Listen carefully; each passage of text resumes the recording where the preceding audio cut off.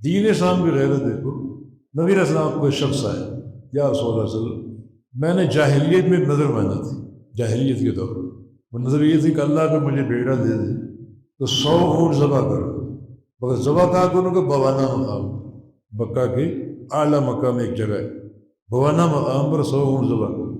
نظر بھی درست ہے، اور بیٹے پر نظر کام اچھا ہے، نظر درست ہے، پوری کرنی چاہیے.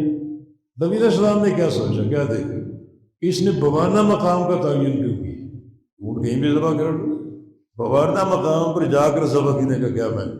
صحابہ بیٹھے بھی تھے، آپ نے سب سے پوچھا الکانہ بہا بصر من اوثان جاہلی، بوانا مقام پر کسی دور میں 10 سال پہلے، 20 سال پہلے، 100 سال پہلے وہ جاہلیت کی بت پرستی تو نہیں ہوئی؟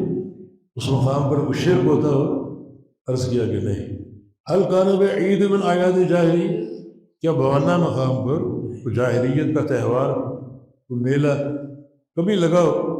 عرض کیا گیا کہ نہیں، نہ کوئی بت پرستی ہوئی، نہ وہاں کو میلہ لگا، نہ کسی تہوار کا آپ نے سنا. یہ تینوں کام وہاں نہیں ہیں.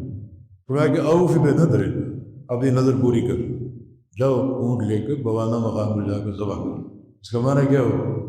اگر وہاں کبھی کسی دور میں کسی میلے کا انعقاد ہوتا آپ اجازت دیتے؟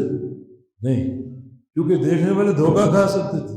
اسی بت پرستی کی یاد تازہ ہوگی، وہی میلہ زندہ ہوگی جو کسی دور میں لگتا تھا، وہی میلہ زندہ ہوگا، اور وہی ایک تہوار زندہ ہوگا.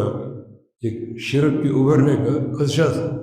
جب آپ مطمئن ہو گئے کہ نہ وہاں کو بت پرستی ہوئی، نہ وہاں کسی میلے کا انعقاد ہوا، تو فرمایا کہ ٹھیک ہے، نظر پوری کر.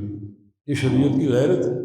امام محمد وہاب رحمہ اللہ نے کتاب توحید میں باب بیان کی کہ ایسے مفہوم پر اللہ کا نام نہ لیا جائے، جانور ذبح نہ کیا جائے جس مقام پر کبھی بت پرستی ہوئی، ورنہ اس بت پرستی کی یاد تازہ ہو سکتی، اس شرک کی یاد تازہ ہو سکتی.